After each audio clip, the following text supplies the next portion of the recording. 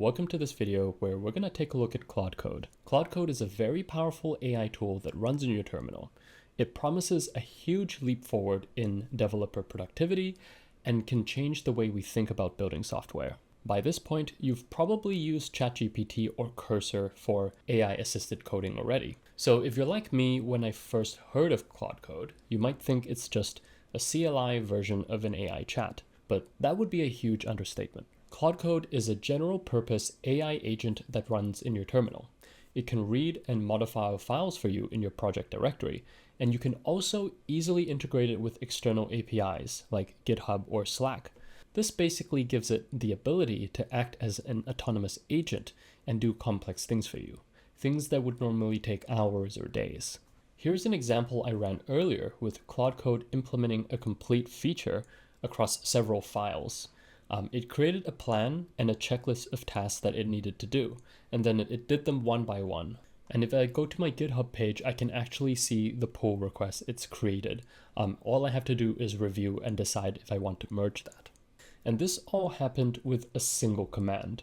So it's not just answering questions or changing one part of the code at a time. It's actually doing this job in multiple steps, planning, making changes, testing it, and then creating the git commit and pull request to complete the feature. In this video, I'll show you how you can install Claude Code, how to configure it, and how you can use it at a basic level. Then we'll go through its 3 essential features that you need to learn first before you can really leverage its full potential. And of course, I'll be supporting this with real examples along the way. From what I've seen so far, I think this is the real deal. And I don't mean Claude Code specifically, but rather the idea of general purpose agents to plan and work on your project for you. I think that this will still take an incredible amount of technical knowledge and skills to leverage effectively, but it's going to be a different set of skills from traditional software engineering. And the exciting thing is that I don't think that anyone has it quite figured out yet. So anyway, let's get started. First of all, what is Claude Code and how is it different from other AI tools you might have used, like Cursor? Well, unlike ChatGPT, where you just have a back and forth conversation, or Cursor, where you collaborate on specific parts of your code, Claude Code takes it a step further. It can do much longer, larger, complex tasks that has multiple steps and execute them in sequence, figuring out what to do next until it gets the job done. Here's an example of a typical workflow. You can give Claude Code an instruction like implement a new user profile endpoint to see usage limits, and then validate these with unit tests, and finally create a pull request. Now let me actually run that in my terminal for you. We'll see what happens. You could see that it starts by creating a plan, a checklist of all the things it has to do, and then it starts reading the files throughout the project to figure out where it needs to make these changes. And I don't even have to interact with it or do anything. I can just watch it work while I go and grab a coffee. Eventually, it gets to a point where it's actually changing the code, and you can browse and see all the changes that it's making here. You don't have to approve them, but you can also ask it to slow down and ask for your approval if you wanted. Now, here is an example where it's actually stopped to ask me for a decision. This is because it's doing something new. It's trying to run a Python test, and I haven't told it that it could do that before in this session. So it's going to ask me, and I can choose, I can let it proceed, or I can tell it to don't ask me again for similar commands in the future. Now, of course, it's not going to go perfect the first time. In this case, when it ran a test, there was a failure. So instead of failing and just stopping and asking me for the next instruction, it actually analyzes this failure and then makes another plan on how to fix it.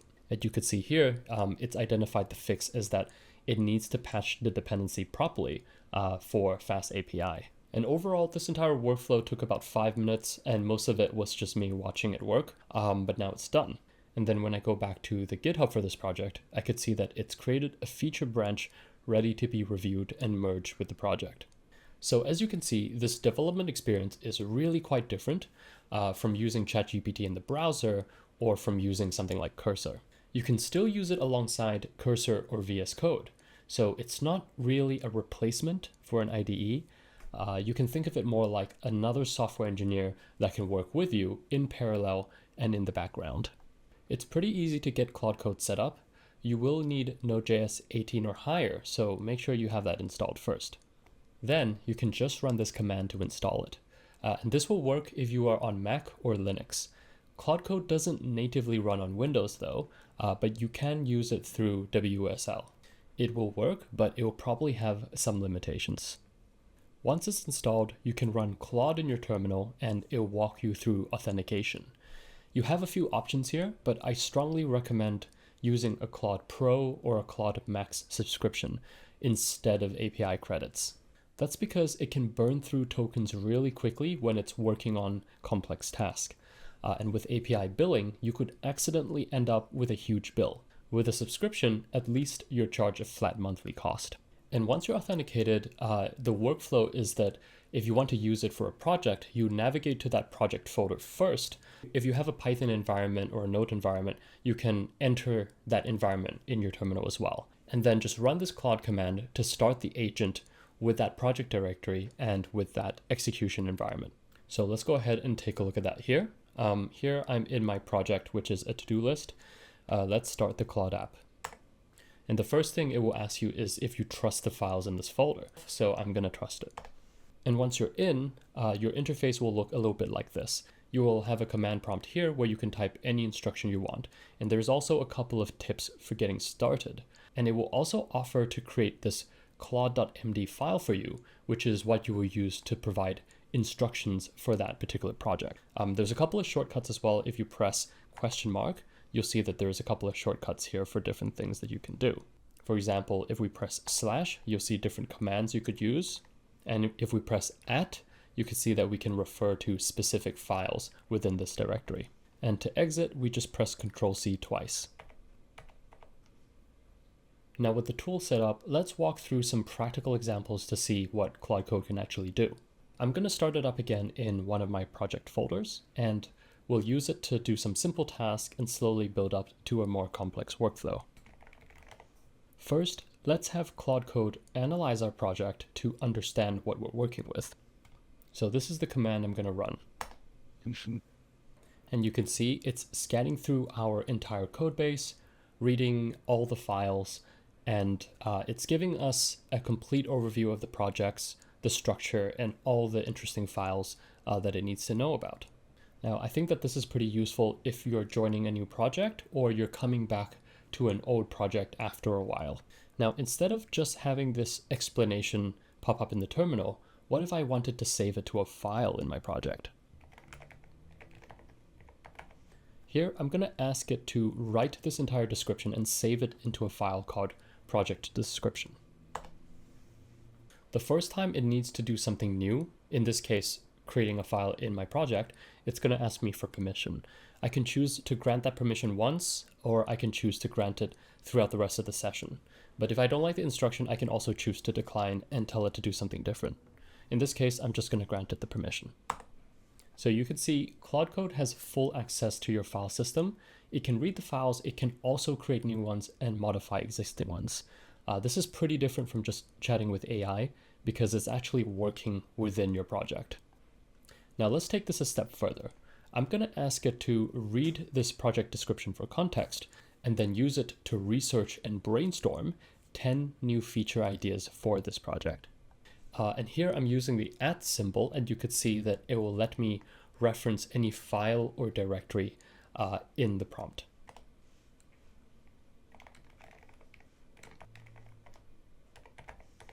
And here's my complete prompt for the next instruction. I wanted to use this existing file that we just created. I wanted to brainstorm a list of 10 simple new features using the web for inspiration, and then save all of those ideas into a separate file. Now, if I wanted to see what Claude plans to do, instead of it actually going ahead and doing all of that, I can actually switch between planning mode and execution mode. And the hotkey for that is Shift-Tab. So if you see here, I'm pressing Shift-Tab, it's now switched to planning mode. And now when I run this, it will think about what to do, but it won't actually do it. Of course, this is a pretty simple instruction, and I'm confident it's going to do the right thing. So I'm just going to switch it back to the default mode, and then I'm going to run this. And again, we can just watch while it's doing its job. Here, it's following our instruction to search the web for ideas and inspiration as well, which is what we told it to. Now, I didn't have to set up or install anything special for this web search.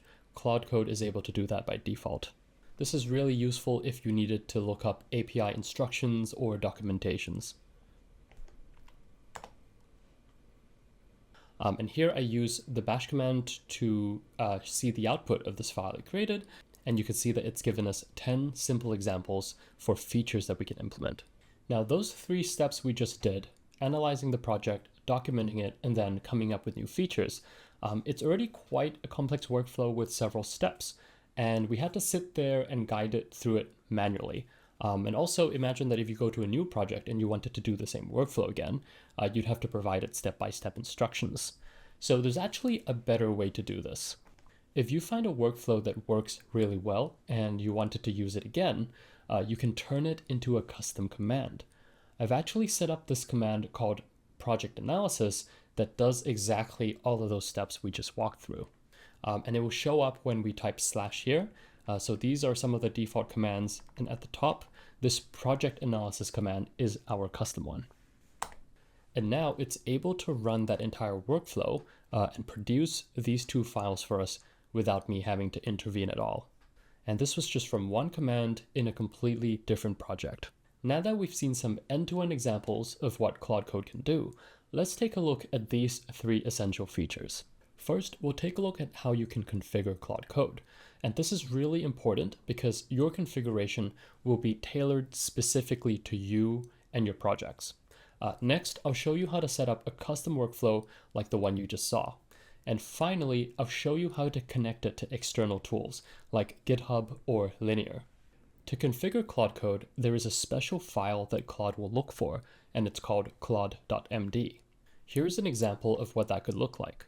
By creating a claude.md file in your project root, you give Claude Code instructions for your project, including coding style, architecture decisions, and best practices or conventions that you'd like it to use. It will follow this guidance really closely for whatever task you tell it to do. And this is just a normal markdown file. There's no specific format or structure. Just write this as if it were a set of instructions for a human to read.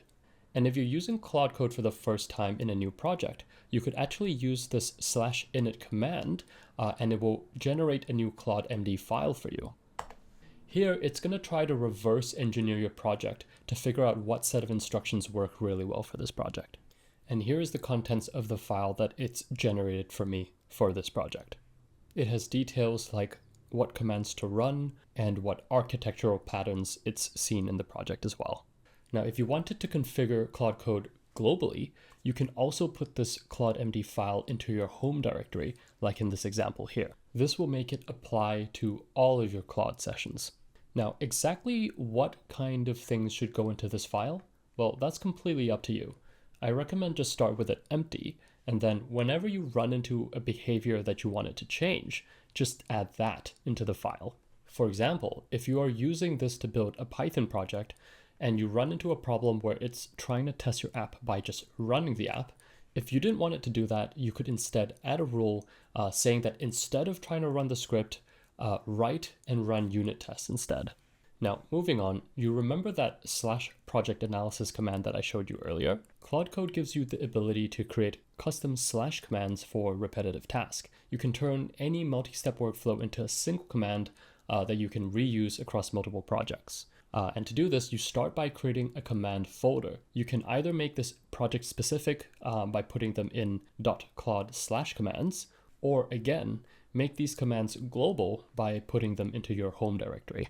Then it's really simple. Any markdown file you put into that command folder becomes a / command that you can run anywhere. So now let's create that project analysis workflow we used earlier as a global user command. Within that file, I've just put the set of instructions in plain text for Claude to use whenever I run the command. You could read through these if you want, but it's pretty much the same set of instructions that we used in the earlier part of the video. And so now when we go into Claude in any project at all, we will see that command pop up, and we could use it by just typing /project analysis. Now, another thing worth knowing is that these custom / commands don't have to be just a static prompt either. You can make them take arguments. and the syntax looks like this. All you have to do is just use this $arguments keyword inside your command, and then you can pass that in when you actually type the / command in your Claude session. I really like this feature because it really helps you to build your own library of useful tools and automation workflows. So when you're using Claude Code, I want you to think about what the kind of things you do repeatedly, like for example, code reviews, feature implementation, or testing, and see if you can turn them into custom commands. The third essential feature of Claude Code, and probably the most powerful, is its ability to connect to external development tools through something called MCP, Model Context Protocol. Now, if you're not familiar with MCP, it's basically just an AI adapter for LLMs. If you want to learn more, I have a short video about it, which I'll link in the description. Basically, instead of being limited to just reading and writing files within your project, Claude Code can use MCP to interact with other important systems like databases, cloud providers, GitHub, Slack, or basically anything else that is accessible via API. Now let's look at a practical example by connecting to Linear, which is a popular project management tool. On this MCP directory page, I could see a bunch of MCP servers that are available right now to connect with Claude Code. And here are the documentations and endpoints. So this is the endpoint that we need. This is a remote server, which we want to connect to. So I'm just going to go ahead and copy that. Once we have the MCP endpoint, all we have to do is use this command in our terminal to connect it with Claude Code. You could add this MCP server locally per project, or you could use a scoping flag to add this globally for your user. And for MCP servers that need authentication like this one, there'll usually be a separate step when we boot up Claude Code asking us to authenticate in the browser. Once an MCP server is connected, you can type /mcp to see all your servers. And you can click enter to look into the details. And then if we wanted to see all of the tools or the functions available, we can click to view tools. If you haven't used Linear before, it's basically a project management tool. So you could see that it's got all of these functions for us to interact with our project. Now that it's connected, we don't have to do anything special. Claude Code should figure out automatically when it should be using these tools. Here, I'm going to type a command for it to show me all the issues related to this task management project. And once it's done, it's found these 14 open issues for me from my Linear dashboard. And I can verify that by popping over to my Linear dashboard here as well and seeing these issues. And now I'm starting to see a really cool workflow integration where you're just managing your project and your issues through whatever app you're normally using, like Linear in this case. And Claude Code can sit in the middle and actually read those issues and execute them on the project. So for example, this issue here, creating a quick capture component, if we click into that, there's a couple of instructions so that for our task application, we can kind of use a hotkey to add a task really quickly. Let's see if Claude Code can actually pull this ticket down and implement it in our project with one command. So now I'm asking it to implement this task, which is to create that quick capture component. And once again, it's making a plan on how to approach this and ticking off these action items one by one.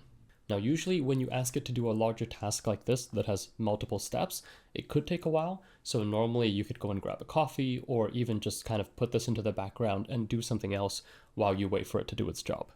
Now, this took about 2 minutes. It's gone ahead and updated the entire project for me.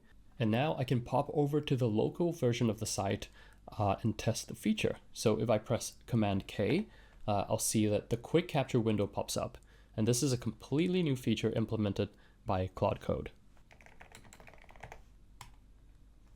Now I can close the loop on the workflow and also ask it to update the status and the progress of that ticket on my Linear server.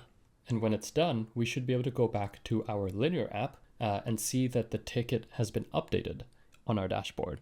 We can look into that, we'll see that it's been changed to in progress here, and that the description and comments have been updated with what's changed as well. You will probably need to have a really solid review or a quality control workflow to make sure that it's on the right track. But at this point, you could probably already see how much of a productivity boost this can give you. Now, before we get carried away with using this, let's take a quick look at what model and what pricing Claude Code actually uses under the hood. By default, Claude Code uses Sonnet 4.0, which I think is actually good enough for most use cases, especially if you structure your project well. And you can set it to use Opus model as well, but that will cost about 5 times as much in terms of tokens. And in terms of cost, there is no free tier, and there's currently 2 ways to pay for this. You can do it by using your API key or by being subscribed to the Pro or the Max plans.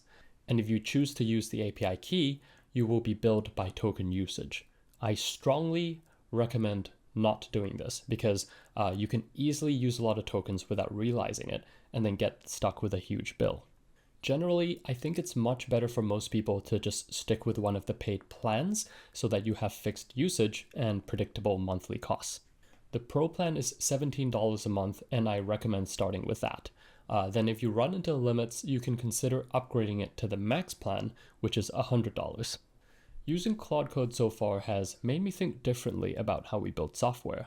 Instead of writing code line by line, we're kind of moving to designing systems and workflows for AI agents to use. As I said at the beginning of the video, even though it looks like this makes things a lot easier, I still think that it will require a lot of knowledge and skills to be able to use effectively. And I think there'll be a big gap between those who have figured it out and those who haven't. I'm going to be figuring out a lot of this stuff for myself as well. So subscribe to this channel if you want to be a part of that journey and learn with me. I'll see you in the next one.